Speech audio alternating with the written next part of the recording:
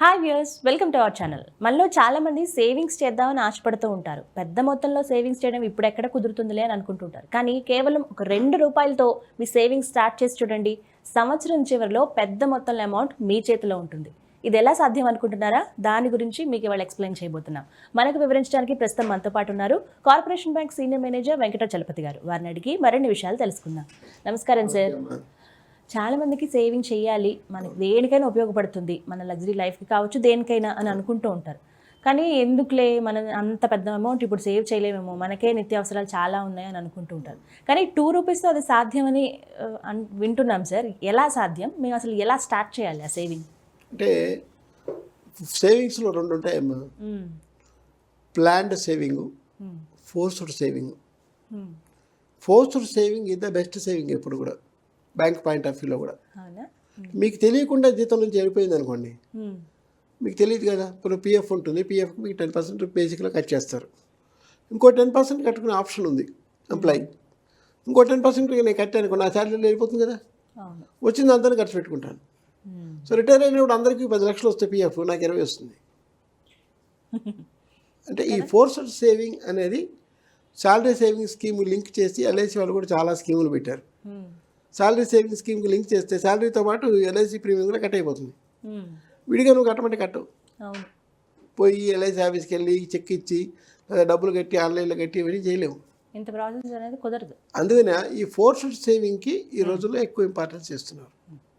రెండోది, ఈ మధ్య కాలంలో ఆర్థికంగా జనాలు చాలామంది చితికిపోయారు. కొన్ని లక్షల మంది ప్రతి జిల్లాలో, ప్రతి స్టేట్లో చితికిపోయారు. చాలా ఉంది. సో వీళ్ళకి చేయాల్సిన సొల్యూషన్ ఏంటంటే ఫోర్స్డ్ సేవింగ్ చిన్న చిన్న మొత్తాలతో స్టార్ట్ చేయాలి. సపోజ్ ₹2 ఇవాళ స్టార్ట్ చేసాం, రేపు దానికి ఇంకో ₹2 కలిపి ₹4. ఓ చిన్న హుండీ కొనుక్కొని పట్టితే పర్లేదు, దానిలో వేయడం మొదలెట్ట. ఎల్లుండి ₹6, ఇట్లా తర్వాత 8, తర్వాత 10, ₹2 యాడ్ చేసుకుంటూ పోవాలి. పోతూ ఉంటే ఒక స్టేజ్కి వచ్చేసరికి కొంచెం ఇబ్బంది కూడా వస్తుంది. సపోజ్ ఒక 100 రోజుల తర్వాత మనకి కదా, సో ₹202 వేయాల్సి వస్తుంది. ఉండకపోవచ్చు. నేనేమంటే నిన్న దాకా 200 వేసావు కదా, 200 వేసుకుంటున్నాను. సో సంవత్సరం చివరికి వచ్చేసరికి నువ్వు తాకవు కదా. రెండోది నేనేం చెప్తానంటే, ఇది అమ్మ పేరుతో, ఇది నాన్న పేరుతో 2 హుండీలు పెట్టుకోవాలి. దీనిలో వేసేసాం అనుకోండి, ఇక తాకం. అమ్మ పేరుతో నాన్న పేరుతో పెట్టాం కదా. కొంతమంది దేవుడి పేరుతో పెట్టి హుండీలు వేస్తారు. మా అమ్మగారు వేసేది. తిరుపతికి వెళ్ళాలా నెక్స్ట్ మంత్ అని మా నాన్నగారు చెప్తే హుండీ పెట్టి ఇప్పటి నుంచి డబ్బులు వేయడం మొదలెడుతుంది. సో ఆ రోజుకి ఎంత అయితే అంత తీసుకెళ్ళి వేసేస్తారు హుండీలో. అలాగే ఇంట్లో కూడా బిడ్డల పేరుతోనూ అమ్మా నాన్నల పేరుతోనూ హుండీలు పెట్టుకుని ₹2 పెంచుకుంటూ వస్తే అది పెద్ద మొత్తంగా అవుతుంది. సార్, ఫర్ ఎగ్జాంపుల్ అనుకుందాం, మధ్యలో వేసే పరిస్థితే లేదు, ఏదో అనివార్య కారణాల వల్ల వేయలేకపోయాం, ప్లస్ దాంతోపాటు మనకు బాగా అవసరం వచ్చింది, అప్పుడు అమౌంట్ అవసరం ఉంది. బాగా అవసరం వచ్చినా కూడా నేనేం చెప్తానంటే, ఈ ఫోర్స్డ్ సేవింగ్ అమౌంట్ తాకూడదు. సపోజ్ ఒక్కసారిగా ఒక 5,000 అవసరం వచ్చింది, బయట అప్పు చేసి ఇది ఎట్లే ఉంచి ఆ అప్పు కట్టేసుకోవాలి. ఇది ఇలాగే ఉండాలి. This is an asset, that is a liability. Liability కాబట్టి మీరు కడుతుంటూ వస్తారు, అసెట్ కాబట్టి మీరు హోల్డ్ చేస్తారు. దాన్ని అలా చూడాలన్నమాట. సో ఫోర్స్డ్ సేవింగ్ ఎప్పుడు కూడా ఒక అసెట్. బయట అప్పు లయబిలిటీ, వాళ్ళు అడుగుతారు కదా, కట్టేస్తుంటాం. సో ఇది బ్రేక్ చేయకూడదు అనమాట. నా సొంత అనుభవం చెప్పాలంటే, నేను 10th క్లాస్ చదివేటప్పుడు కిడ్నీ బ్యాంక్ ఓపెన్ చేశారు ఆంధ్ర బ్యాంక్లో. అప్పుడు మా పక్కింట్లో ఆంధ్ర బ్యాంకు మేనేజర్ సుబ్రాజ్ గారు ఉండేవాడు చీరాల్లో, NRNPM హై స్కూల్ నేను చదివేటప్పుడు. ఆయన కిడ్నీ బ్యాంక్ ఇస్తే రోజు ₹1 వేయండి అనేవాడు ఆ రోజుల్లో. సో నేను ₹1 వేయడం మొదలుపెట్టాను. ఒక్కొక్క రోజు డబ్బులు ఉండేవి కాదు. మా అమ్మ, మీ అన్న మార్కెట్ నుంచి వస్తాడు, వచ్చిన డబ్బులు ఇందులో వేసారనేది. అందులో 20-30 మిగులుతాయి కానీ కొరలేగా అందులో వేసేవాడు. సంవత్సరం చివరికి వచ్చేసరికి నా 10th క్లాస్ రిజల్ట్స్ రాబోయే ముందు దాంట్లో 200 అయిపోయింది. అట్లా 200 అయిపోయింది. అట్లా 200 పెడితే నాకు ఆ రోజుల్లో బ్రహ్మాండమైన వాచ్ వచ్చింది. మామూలుగా అయితే మా నాన్న కూడా కొనలేడు. మా నాన్న జీతంలో 200 వాచ్ నాకు కొనే స్తోమత కూడా లేదు. కానీ ఇలా దాచిపెట్టడం వల్లే అలా కొనగలిగాం. సో అంత ఉపయోగం. దాన్ని నేను ఒక 20-25 ఏళ్ళు మేనేజ్ చేశాను. అది అంత బ్రహ్మాండమైన వాచ్ అనమాట. అంటే ఫోర్స్డ్ సేవింగ్ అనేది ఒక సోర్స్ ఆఫ్ హ్యాబిట్ అవ్వాలి.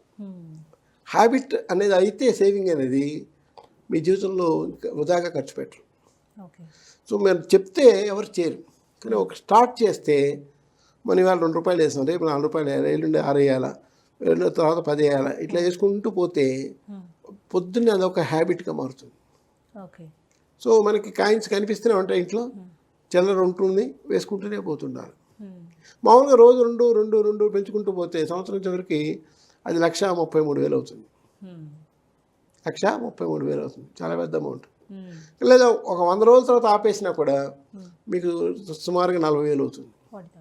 ఇది ఒక అడ్వాంటేజ్ అన్నమాట. ఇది ఒక అడ్వాంటేజ్ అవుతుంది. అంటే ఈ ఫోర్స్డ్ సేవింగ్ ఒక ఏడాది తర్వాత ఆ అమౌంట్ మనం ఇంకొక పర్పస్కి ఖర్చు పెట్టచ్చు. ఖచ్చితంగా ఉపయోగపడతాయి. అంటే మనం జల్సాగా ఖర్చు పెట్టే దాంట్లో ఈ స్మాల్ అమౌంట్ చాలా చిన్నదిగా కనిపిస్తుంది, చాలా నెగ్లిజిబుల్గా కనిపిస్తుంది. కానీ దీన్ని చేయాలి.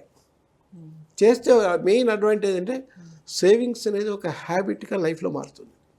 నా లైఫ్ నేను ఎగ్జాంపుల్ చెప్పే కదా, అదొక హ్యాబిట్గా మారుతుంది. మా ఇంట్లో చాలా వస్తువులు అట్లే కొన్నాను నేను. మేబీ మనకి కంట్రోల్ వస్తుంది ఎంతవరకు వాడాలి అనే దాని మీద, అది ఒక అడ్వాంటేజ్ ఉంటుంది. రెండోది పిల్లలు కూడా మనల్ని ఫాలో అవుతారు. ఇంట్లో మనం చేస్తే పిల్లలు కూడా దీన్ని ఫాలో అవుతారు. రేపు వాళ్ళకి ఇప్పుడు ఇచ్చే పాకెట్ మనీ ఏదైతుందో వాళ్ళు కూడా అందులో ₹10 మెలిచి పెట్టుకొని ట్రై చేస్తారు. అంటే ఇంట్లో బ్యాంకులుగా మేము ఏం చెప్తాం అంటే, నేను ఇంటికి విజిట్కి వెళ్ళినప్పుడు ఎక్కడైనా చిల్లర డబ్బులు లేదా అక్కడ ₹10 ఇక్కడ ₹5 కనిపిస్తే మాకు ఒక బ్యాడ్ ఫీలింగ్ వస్తుంది ఇంటి మీద. ఇంట్లో ఫైనాన్షియల్ డిసిప్లిన్ లేదు. మనం వెళ్ళినప్పుడు ఆ టీవీ దగ్గర ఒక ₹20 పడింది, ఇక్కడ ₹10 పడింది అంటే డిసిప్లిన్ లేదు తెలిసిపోతుంది. ఇట్లాంటి వాళ్ళ ఇళ్ళలో ఉండదు, ఈ రూపాయి దాచే వాళ్ళల్లో ఉండదు. అంటే ఫైనాన్షియల్ డిసిప్లిన్ అనేది కూడా తెలియకుండా వచ్చేస్తుంది. సో ఈ ₹2 దాచుకోవడం అనేది చిన్న అమౌంట్ అయినప్పటికీ సంవత్సరం తర్వాత చూసుకుంటే మనకి పెద్ద అమౌంట్గా కనిపిస్తుంది. లేదు ఒక స్టేజ్లో ఎక్కడ కష్టం వచ్చినప్పుడు నేను చెప్పినట్టు అప్పు తెచ్చుకోవాలి, దీన్ని బదులు కొట్టకూడదు, దీన్ని బదులు కొట్టేస్తే పోయాయి. సో ఆ రాకుండా చూసుకోవాలన్నమాట. అక్కడ మాత్రం కంట్రోల్ చేసుకోవాలి. అక్కడ కంట్రోల్ చేసుకోగలిగితే సేవింగ్ హ్యాబిట్ కంటిన్యూ అవుతుంది. నేను కూడా మా ఫ్రెండ్స్ చూసాను, ఆర్టీ కడుతూ ఉంటారు, ఎమర్జెన్సీ వస్తే ఆర్టీ తీరు, ఆర్టీ కంటిన్యూ అవుతుంది 5 ఏళ్ళు. పక్కన వాళ్ళ దగ్గర ఈ పక్కన వాళ్ళ దగ్గర తీసుకుంటారు, ఆర్టీ బ్రేక్ చేయరు. ఆర్టీ ఉంచుతారు ఎందుకు, అమ్మాయి చదువుకి అబ్బాయి పెళ్ళికి ఉంటుందని. ఆ పర్పస్ అది అలాగే ఉంటుంది, ఇది ఇలాగే ఉంటుంది అనమాట. సో అది లయబిలిటీ కాబట్టి కట్టేస్తాం, ఈ సేవింగ్ కాబట్టి నేర్చుకుంటాం. ఇది ఒక అసెట్ అనమాట, ఫ్యూచర్కి ఒక పర్పస్ కోసం దాచుకుంది ఇది. సో ఈ ₹2 స్కీమ్ అనేది చాలా మంచి స్కీము. చేసుకోగలిగితే సొంతంగా ఓ 2 కుండీలు పెట్టుకొని అమ్మ పేరుతో నాన్న పేరుతో పెట్టుకొని వేసుకుంటూ పోతే ఇదంతా ఆకం, మళ్ళీ అమ్మ డబ్బులు నాన్న డబ్బులనే ఉంచుతాం కదా. లేదు నాకు బాగాలేదు అనుకుని ₹10 వేసేసేదాన్ని, ఇవాళ నాకు బాగాలేదు డాక్టర్ దగ్గరికి వెళ్ళాను అనుకుని ఓ ₹100 వేసేసేయాలి. అలాగే అనుకోవాలి మనం. ఈ అలవాటు మొదలైతే, ఈ థింకింగ్ స్టార్ట్ అయితే సేవింగ్స్ అనేది మొదలవుతుంది. రాబోయే రోజుల్లో ఫైనాన్షియల్గా ఇంకెన్ని కష్టాలు వస్తాయో చెప్పలేము. దేశ ఆర్థిక పరిస్థితి కూడా అంత బాగాలేదు. ఒక పక్క ధరలు పెరుగుతున్నాయి, మన ఫ్యూచర్ డ్రీమ్స్కి డబ్బు ఇప్పటి నుంచి దాచాలి. ఇప్పటి నుంచే దాచితేనే ఫ్యూచర్ డ్రీమ్స్ని ఒక షేప్ కన్నా తేగలుగుతాం. లేకపోతే ఫ్యూచర్ డ్రీమ్స్గానే మిగిలిపోతాయి, అదొక అసంతృప్తి మిగిలిపోతుంది. సో ఓవరాల్గా ₹2 జస్ట్ కామన్గా ఉండేదే కాబట్టి ఒక ₹2 స్టార్ట్ చేస్తే లంజమ్ అమౌంట్ వస్తుంది కాబట్టి దేనికైనా ఉపయోగపడుతుంది. ప్లస్ అదొక హ్యాబిట్గా మారుతుంది, పిల్లలకు కూడా నేర్పించాలి. చాలా క్లియర్గా ఎక్స్ప్లెయిన్ చేశారు sir. Thank you so much.